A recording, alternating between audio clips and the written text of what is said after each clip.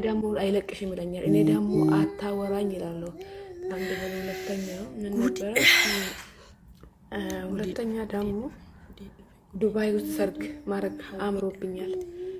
ያረጅሙ መኪና ውስጥ ተሰቅዬ እንደዚህ ቤሎ 8 ሰው 8 ወንድ 8 ሴት አንድ ልብስ ለብሰን እንደዚህ ምጎትቱትን ሀባባ ምናምን ይዘው ቡጅ ከሊፋ ስር ታች እንደዚህ ይሄ ነው ምኞቴ። ስራም እየሄድልኝ አይደለም። ሰዎቹም ተቀየሩብኝ። አእምሮዬ ሄደዋል። እዚህ ቤት ውስጥ አይደለሁም። ሲባካችሁ ያ ልጅ ስሙን እነግራለሁ። ያ ልጁ ወይም ያ ልጁን ለምኑልኝ። አንድ ወይም ራሴን ልሰቅለው።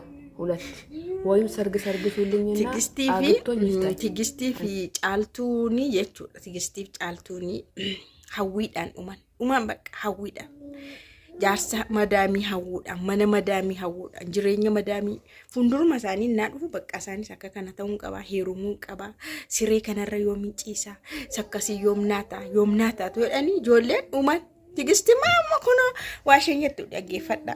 Nan heerumsiistan taanaanii Dubaay keessatti nan heerumsiistan taanaan ofin ajjeesa. Of ajjeesee reeffa kooti birrii sassaabdanii hamma gashiitan birrichumaan gurbaa sana naa kadhaatti na heerumsiisa. Ani surree jaarsa madaamii maali namaa laalu dadhabeera. Laala mee ijoollee Oromoo algaan kun amma algaa jara kiyyaati. Jara gannatii gacha ciibset ana algaa sibiila tara na ciibse akka reeffaa. Dhugaa haftaamee heeruma kana kanaaf gaariidha. Laala mee amma niitiin tun gannatii gacha jirti be. Lubbuun iddoo keessa jiru gannatii seenti. Ani waan jiraan miti leen kana lubbuun na jiru seewanii jecha jiru. Umaniiru bara.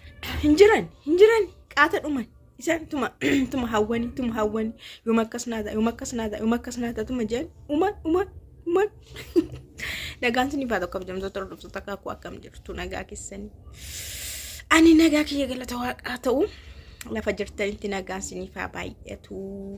Viidiyoo kan biraatiin dhufeera. Viidiyoo kiyya like godhaa, YouTube kiyya subscribe gochuun hin dagatina. I miss you hunda keessanuu jechuudha. Tigisti by the way caaltuuni siree madaamii gorfaa madaamii siree madaamii ilaalteetu kan isheen viidiyoo kana hojjette. Tigisti immoo surree itti amaariffaan haasofte. Inee surree የሰው surree itti sheemoo surree ilaalte. Kanaafuu maaltu ta'uu qabare? Na heerumsiisuu qabdu. Na heerumsiisa gurbaa sana naa kadhadhaa itti gurbaa sana sinu beektu miti. Yaa'u maqaa sana gurbaa sana beekamaadha gurbaan sun jechuudha. Gurbaa sana hundi keenya beekna. Yaa'u beekamti qaba waan ta'eef gurbaa sanatti na heerumsiisaa. Diddan xedeen of godha. Amma jaalalli deebi'ee itti agarashe. Jaalalli garmalee olitti ka'ee jira jechuudha. Na abjuudha jechuun makiinaa isa bareedaa sana beektu miti dhiira 8 durba 8 wayyaa wal fakkaata uffatanii harki isaa yeroo deeman Dubaay keessatti sargi achoo burji Khaliifaa duuba deemnee fuuldura deemnee kun mul'ata kooti. Kana naangootan taanaan garuu ofin ajjeesa. Ofin saqqalee ganaa nagashuutti immoo rakkattu.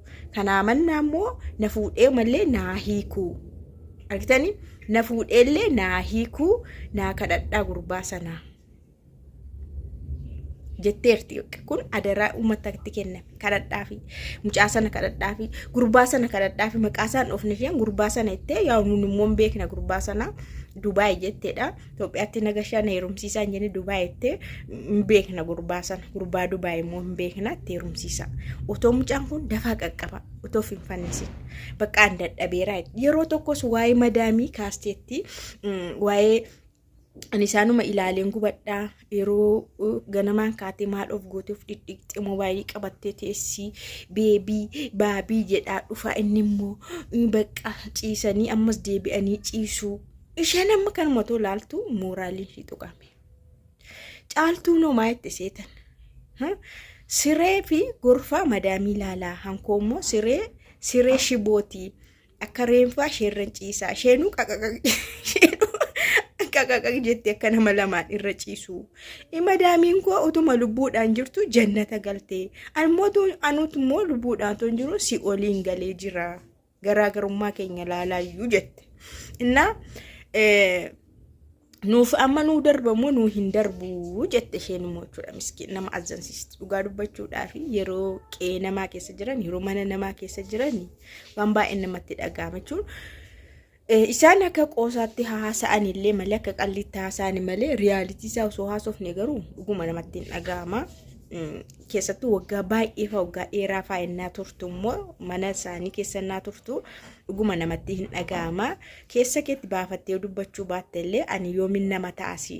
Ani nama ta'e yoomin jireenya qabaadha. Ani yoomin akka namaatti jiraadha. Ani akka namni tokko jiraatutti ani yoomuman jiraachuu jalqaba. Si hin jechisiisa wanti kuni. Isaan garuu qoosaatti qabatanii qoosaadhumaan haasa'anii garuu dhugaan jiru immoo isa kana hin jedhama. Jedhama yoo mana namaati bahee ergamuu namaa jalaa waamuu namaa jalaa ijoollee isaanii jalaa anis akkuma isaanii ta'e manni naa ta'e jireenyi naa ta'e naa guutee yooman jireenyatti bahaa nama hin jechisiisa. Garuu guyyaan jira dhugaa waaqa guyyaan sinii jira jabaadha. Haa xinnaatus haa guddatus haa bal'atus haa dhiphatus haa sooromus haa hiyyoomus garuu guyyaan ima sinii jira. Guyyaatti sin jireenya mataa keessan jiraattan guyyaatti sin akkuma nama tokko ulaagaa guuttan guyyaatti sin harka namaa mana namaa keessaa baatan guyyaan jira. Haga guyyaa sanaatti garuu obsuun dirqamadha. Waan sii kaame waan ta'eef waan ati keessa baatu daandiidha waan ta'eef daandii sii kenname yookaas karaa tokkotti iddoo tokkotti bahuudhaaf daandii sana keessa bahuun immoo dirqama. Namni amma fakkeenyaaf karaa deemu asiin asirraanii karaa Magganaanyaan deema yoo jedhe asiin jechuudha. Daandii tokkotu jira. Daandii guddaan jechuudha. Asii achi kan Magganaanyaatti geessu. Daandii tokko jira. Karaa biraas kan nama geessu jira. Namni sun konkolaachisaan suni dirqama Magganaanyaa gahuudhaaf daandittii sanarra deemuu qaba. Isinis iddoo kaayyoo keessanii gahuudhaaf iddoo jettan sana iddoo karoorfattanii iddoo waa'ee isinii kaa'e sana gahuudhaaf karaalee amma keessa jirtan kana keessa darbuun dirqama obsaan jechuudha.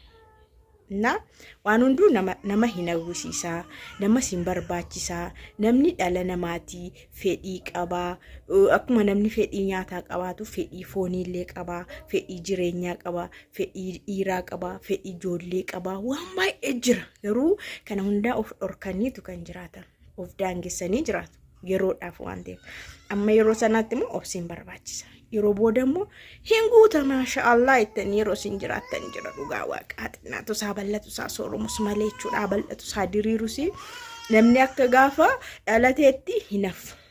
An akka gaafa dhaladheetti hin hafne. An akka gaafa yalla naan jedhameetti hin hafne. Yalla shaqaala ta'aalii shiilii kuudii haala gasli natfi yalla rohi hin hafne akka sanaatti jijjiirama waan ta'eef jabaadha maamiti.